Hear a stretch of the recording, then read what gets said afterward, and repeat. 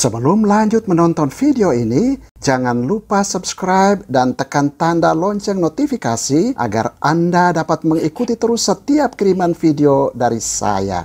Terima kasih. Saudara-saudariku yang terkasih, kita bertemu lagi. Kembali Anda berjumpa dengan saya, Pastor Igo Welerubun MSC dalam Kisah Para Orang Kudus Setiap Hari.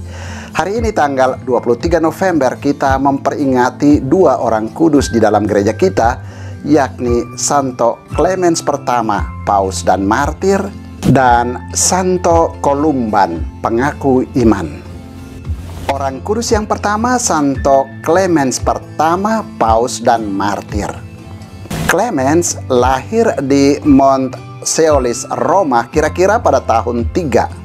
Ayahnya, Faustinianus, adalah seorang senator Romawi yang bersahabat baik dengan kaisar-kaisar Roma, yakni Vespasianus, Titus, dan Domitianus. Konon, Clemens berdarah Yahudi dan pernah menjadi budak yang kemudian dibebaskan. Sangat sedikit cerita yang mengungkap kehidupannya secara mendetail. Yang jelas, Clemens adalah paus ketiga yang menggantikan Santo Petrus sebagai pemimpin gereja Kristus antara tahun 88 sampai tahun 97. Rupanya beliau adalah Clemens yang disebut-sebut oleh Santo Paulus di dalam suratnya kepada umat di Filipi, karena telah berjuang dengan aku dalam perkara Injil bersama-sama dengan Clemens dan kawan-kawanku sekerja yang lain yang nama-namanya tercantum dalam kitab kehidupan, seperti ditulis dalam surat kepada jemaat di Filipi pasal 4 ayat 3. Menurut Tertullianus, Clemens ditahbiskan menjadi uskup oleh Santo Petrus sendiri dan tidak dapat disangsikan bahwa ia bertemu, bergaul, dan bekerja sama dengan rasul-rasul dalam penyebaran Injil Kristus. Kepemimpinan Clemens atas gereja Kristus tidak luput dari berbagai penderitaan sebagai partisipasi dalam pemanggulan salib Kristus. Ia hidup sesaman dan sekota dengan Kaisar Domitianus, penghambat gereja terkenal. Domitianus inilah yang menyebabkan kesengsaraan gereja di Roma dan di daerah-daerah lain yang termasuk di dalam wilayah Kekaisaran Romawi. Di samping kesengsaraan dan rongrongan yang datang dari pihak kekaisaran, kesengsaraan dan rongrongan itu pun ditimbulkan oleh orang-orang Kristen sendiri. Salah satu yang terkenal ialah rongrongan terhadap gereja yang datang dari beberapa orang serani di Korintus yang tidak mau menerima dan menghormati uskup yang telah ditahbiskan dan diangkat secara sah di sana. Sehubungan dengan peristiwa itu, Clemens menulis sepucuk surat kepada umat di Korintus. Salah satu kutipan surat itu sebagai berikut: "Saudara-saudara, berita tentang kehidupan seranimu sangat buruk dan menyedihkan untuk didengar. Tidaklah layak cara hidup seranimu bahwa kamu yang terkenal kokoh dalam iman akan Yesus Kristus melawan imam-imammu yang telah ditahbiskan secara sah untuk melayani kamu karena hasutan 1-2 orang. Ingatlah akan ajaran cinta kasih Kristus. Cinta kasih itu tidak terbagi. Cinta kasih tidak menghidupkan dan menggerakkan keributan dan pertentangan. Cinta kasih membuat segala sesuatu dalam perdamaian. Jadi, kamu yang telah meletakkan dasar pemberontakan itu, tunduklah kepada imam-imam dengan patuh dan terimalah hukuman sebagai tapa." Surat ini merupakan surat pertama Clemens yang memperlihatkan campur tangan seorang uskup terhadap masalah di keuskupan lain.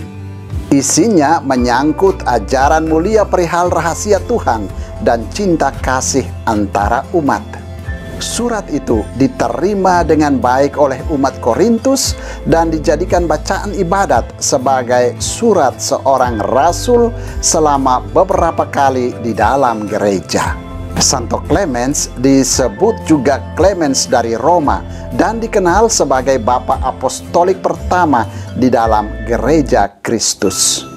Ia ditangkap dan dibuang oleh Kaisar Trajanus ke semenanjung Crimea, dan di sana ia meninggal dunia sebagai martir Kristus karena berbagai penderitaan yang dialaminya.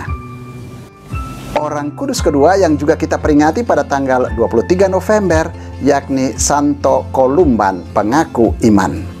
Columban lahir di Leinster, Irlandia kira-kira pada tahun 547. Buku lain menyebutnya tahun 543. Pada masa muda ia mendapat pendidikan yang baik, tetapi diselingi dengan taufan keremajaan, godaan kegilaan gadis-gadis remaja yang jatuh cinta padanya. Untunglah bahwa dalam kegelisahannya itu ia minta nasihat kepada seorang pertapa wanita. Sang pertapa saleh itu menasihati dia agar berani meninggalkan godaan-godaan itu dengan meninggalkan negerinya.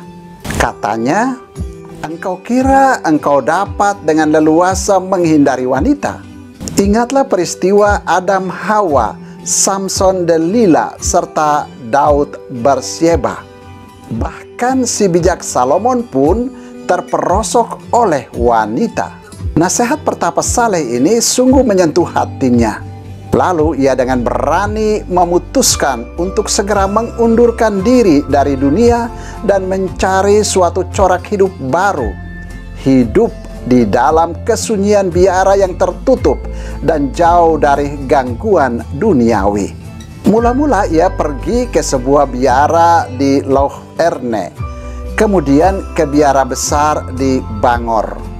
Setelah bertahun-tahun menarik diri dari dunia dan berdoa di dalam kesunyian biara, ia bersama dengan 12 orang rekannya pergi ke Gaul, Perancis untuk berkarya di sana sebagai misionaris.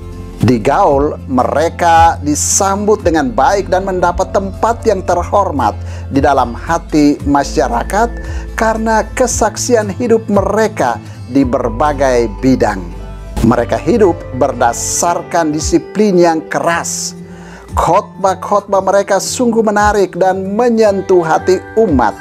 Lebih-lebih mereka menampilkan suatu kekhasan dalam memberikan kesaksian cinta kasih Kristiani kepada sesama. Dan cara hidup membiara mereka mampu mengimbangi kekenduran penghayatan hidup iman para rohaniwan dan perselisihan umat yang merata pada zaman itu. Columban mendirikan beberapa biara di Eropa yang menjadi pusat keagamaan dan kebudayaan. Namun, sebagaimana para orang kudus lainnya, ia tidak luput dari ancaman musuh-musuhnya.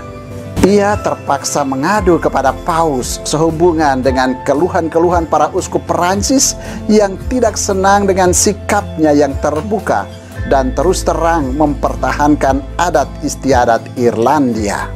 Ia tidak segan-segan menghukum raja-raja yang menjalankan konkubinat beristri dua. Oleh karena semua pertentangan itu, Columban diperintahkan untuk kembali ke negerinya Irlandia. Dalam perjalanannya kembali ke Irlandia, perahu yang ditumpanginya ditimpa terpaan angin ribut dan terdampar lagi ke Eropa di Italia. Di sana ia diterima dengan baik oleh Raja Lombardia dan diperkenankan berkarya di sana. Pada tahun-tahun terakhir hidupnya, ia mendirikan sebuah biara terkenal di Bobbio. Di biara itu, ia menemui ajalnya pada tanggal 23 November tahun 615.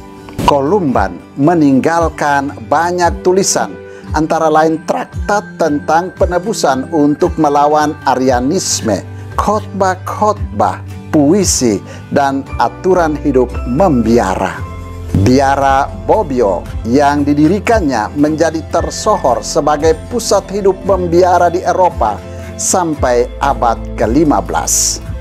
Selama abad pertengahan, perpustakaannya adalah perpustakaan yang terbagus di kalangan dunia Kristen.